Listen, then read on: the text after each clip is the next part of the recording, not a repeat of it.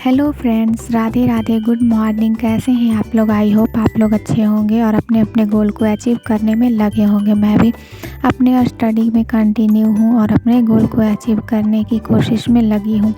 यहाँ पे मैं अपने फर्स्ट स्टडी स्लॉट में बैठ गई थी इंग्लिश का नोट्स लेकर के, जिसमें मैं आज नाउन का टॉपिक पढ़ रही थी। नाउन में बहुत लंबी लंबी क्लासें हैं, थोड़ा 5-6 क्लास हैं, तो उसको मैंने आज 2 ही क्लास कंप्लीट किया और उसी का मैं यहाँ पे रिवीजन कर रही थी।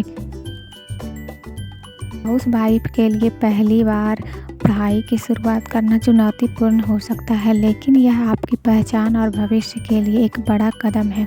घर की जिम्मेदारियों के साथ पढ़ाई को मैनेज करना मुमकिन है, बस आपको एक सही नज़रिए की ज़रूरत है। पढ़ाई ही वो चीज़ है जो आपको घर की चारदीवारी से अलग एक नई पहचान देती है।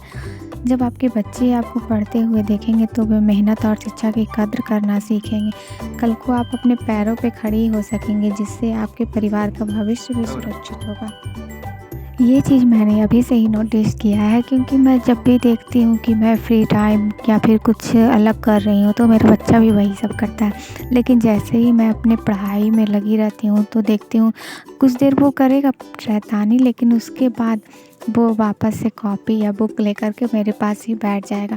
अगर कुछ नहीं भी पढ़ने आता है तो वह पढ़ने की कोशिश करता रहता है। यही है कि यहीं से हमें सीख मिलती है कि बच्चे भी हैं जो पढ़ाई की कद्र करना सीख जाएंगे। जब अगर आपको देखेंगे तो वो भी सीख ही जाएंगे। एंड यहाँ पे मैं बैठ गई थी सेकेंड स्टडी स्लॉट के लिए, जिसमें मैंने मैथ सॉल्व किया था। मैथ में मैंने एज का टॉपिक कंप्लीट किया था। उसमें मात्र 20 क्वेश्चन थे। बैच से ही किया था तो 20 क्वेश्चन थे और मैंने 20 क्वेश्चन को पूरा सॉल्व किया था। एंड उसके बाद कुछ परसेंटेज के भी क्वेश्चन थे, तो उसको भी मैंने बनाया था, लेकिन उसको पूरा कंप्लीट नहीं कर पाई, बस 5-6 ही कर पाई। फिर बात पता है हम हाउस वाइफ की प्रॉब्लम क्या है? हम अक्सर ये सोचते हैं कि चलो घर के सारे काम खत्म हो जाएंगे, बच्चे सो जाएंगे, सब कुछ शांत रहेगा तब पढ़ेंगे, लेकिन ऐसा समय कभी नहीं आता है।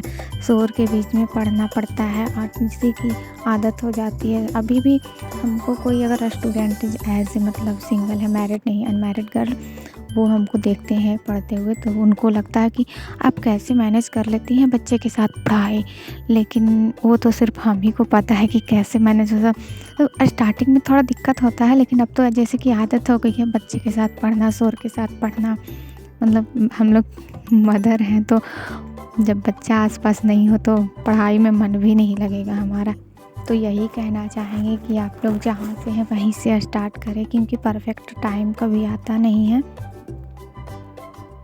अगर आपने तय किया है कि आपको कुछ करना है, आप अपनी ज़िंदगी में जहाँ हैं वहाँ से आगे निकलना चाहते हैं, तो आपको अपने लिए कदम उठाने पड़ेंगे और थोड़ी थोड़ी कोशिश डेली करनी होगी। अगर आप एक दिन में ज़्यादा नहीं तो कम से कम 2 पेज ही स्टार्ट करें। 2 पेज से भी आप स्टार्ट कर सकते हैं। अपनी पसंद की कोई भी टॉपिक उठा ले, कोई भी बुक उठा ले, उसमें से जो आपको पसंद है वही पढ़ें। आधे घंटे पढ़ें, 10 मिनट पढ़ें, कुछ भी, मतलब स्टार्ट करें। ये नहीं कि हाँ बस सोच रहे हैं। अगर आप 2 पेज भी डेली पढ़ रहे हैं ना, तो समझिए आप वो लाखों लोगों से आगे हैं जो कि अभी तक बस कुछ करने के लिए सोच रहे हैं, कर नहीं रहे हैं। तो सोचिए एक दिन आप कहाँ पहुँचेंगे। उनसे तो खैर आगे ही रहेंगे जो अभी तक सोच ही रहे हैं। एंड थर्ड स्टडी स्लॉट में मैंने शुरू किया था ज्योग्राफी पढ़ना। चैप्टर 2 कंप्लीट किया था ज्योग्राफी का। बहुत लंबा चैप्टर था तो इसमें मैं MCQ नहीं कर पाई थी, बस चैप्टर रीड कर लिया था पूरा। और यहाँ पे बाबू आ गए थे, उनको नींद लग रही थी, तो ये हमको डिस्टर्ब भी नहीं किया। बस मम्मा आप पढ़ती रहो, मैं यहाँ पे ऐसे ही सो जाऊँगा। तो चलिए फ्रेंड, फिर से मिलते हैं एक नए वीडियो स्टडी ब्लॉग में। तब तक के लिए पढ़ते रहिए और लगे रहिए अपने गोल को अचीव करने में लिए। तब तक के लिए bye bye and take care.